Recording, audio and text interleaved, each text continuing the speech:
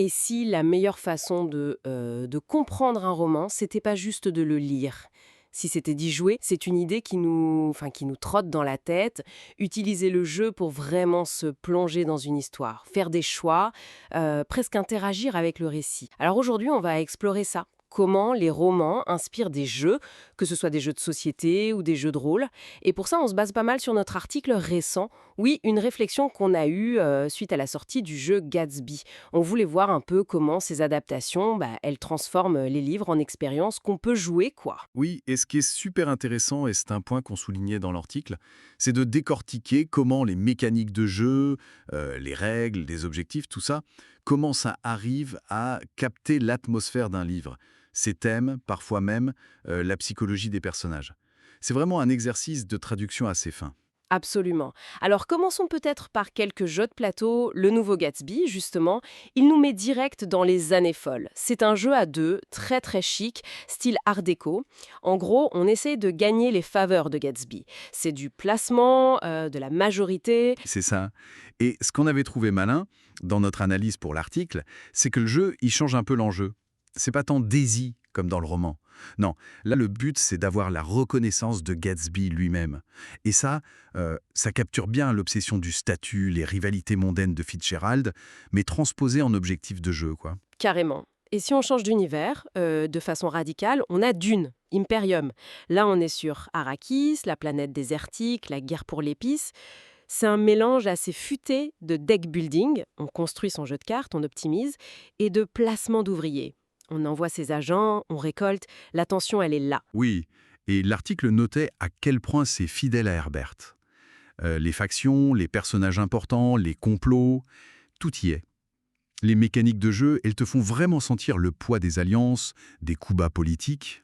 Bon après, comme on le disait, traduire toute la profondeur philosophique de Dune, ça reste un défi énorme pour n'importe quel jeu, hein. C'est sûr. Et si on quitte un peu ces grandes stratégies politiques pour quelque chose de plus sombre, plus personnel, notre article parlait aussi de The Wisher, l'Ancien Monde. Là, on n'est pas Gérald, on est un autre sorceleur, avant son époque. C'est un jeu d'aventure, on améliore son deck pour les combats, on voyage, on chasse des monstres, et on se retrouve face à des choix moraux pas toujours évidents. Ce qui est fort, et ça on l'avait vraiment trouvé réussi dans notre analyse, c'est comment il retranscrit l'ambiance très grise, très mature des bouquins de Sapkowski. Il n'y a pas de héros parfait, l'éthique ambiguë des sorceleurs, le danger constant. Ça te permet de créer ta propre histoire, ta légende, avec tous ces dilemmes. Oui, et dans ce tour d'horizon pour l'article, on avait aussi juste mentionné d'autres adaptations qui marquent, comme Sherlock Holmes, Détective Conseil. Là, c'est l'enquête pure, la déduction. Ou alors Le Trône de Fer, jeu de plateau. Un monstre de stratégie, de négo, où la trahison, c'est presque une règle du jeu. C'est très fidèle à l'esprit des livres, pour le coup. Et si on passe au jeu de rôle, là, l'immersion, elle peut être encore plus poussée. L'anneau unique, c'est un exemple parfait qu'on avait détaillé. Il ne s'agit pas de rejouer l'histoire de Frodon, hein. L'idée, c'est de créer sa propre compagnie, ses propres personnages, et de vivre des aventures en terre du milieu. C'est ça, on choisit son peuple, elfes, nains, hobbits, hommes des bois, et hop, on part explorer des coins que Tolkien a parfois juste évoqués. Les thèmes du voyage, de l'espoir face à l'ombre, la camaraderie, c'est central. Tout à fait. Et ce jeu, il capture l'âme de Tolkien avec une finesse. L'article insistait là-dessus. L'attention aux détails, l'importance des voyages, la mélancolie, le poids de l'histoire. C'est beau. C'est une invitation à vivre la terre du milieu. Bon, dans un autre genre, l'appel de Tulu fait ça aussi très bien avec l'horreur cosmique de Lovecraft. La folie. Et puis, il y a ce concept un peu fou dont on parlait dans l'article, vraiment à part, Nouvelle Contrée. L'idée géniale, c'est que le plateau de jeu, c'est n'importe quel livre de ta bibliothèque. Ah oui, ça c'est excellent. Le jeu vient se poser sur le texte lui-même. Le principe est assez simple et très poétique en fait. Tu as des cartes avec des objectifs, trouver un passage secret, un moment de doute, ce genre de choses. Et un petit outil, la sonde, te donne des coordonnées au hasard, page, ligne, numéro du mot.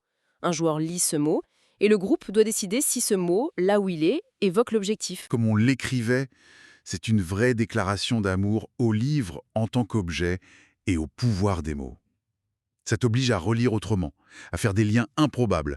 C'est une expérience de communication, d'interprétation ensemble qui est très très forte. Ça donne envie de rouvrir ses propres livres. Finalement, ce que cette exploration montre bien, et c'était un peu la conclusion de notre article, c'est que ces jeux, c'est pas juste des produits dérivés. Ce sont d'autres portes d'entrée, des façons de devenir acteur dans ces univers qu'on a aimés. Ils arrivent, chacun à sa manière, avec ses règles, à traduire quelque chose de l'essence du livre. Bien sûr, les jeux qu'on a cités dans notre article, ce n'est qu'un petit aperçu, hein. Le monde du jeu est super riche, ça bouge tout le temps, mais ça montre bien que les histoires les plus fortes, parfois, c'est celles qu'on ne fait pas que lire, c'est celles qu'on vit avec un pion ou une fiche de perso à la main. Ce qui nous amène à une dernière question, peut-être, pour réfléchir un peu. Parmi toutes ces histoires qui sont là sur nos étagères, euh, quelle attend juste d'être non seulement lue, mais aussi jouée?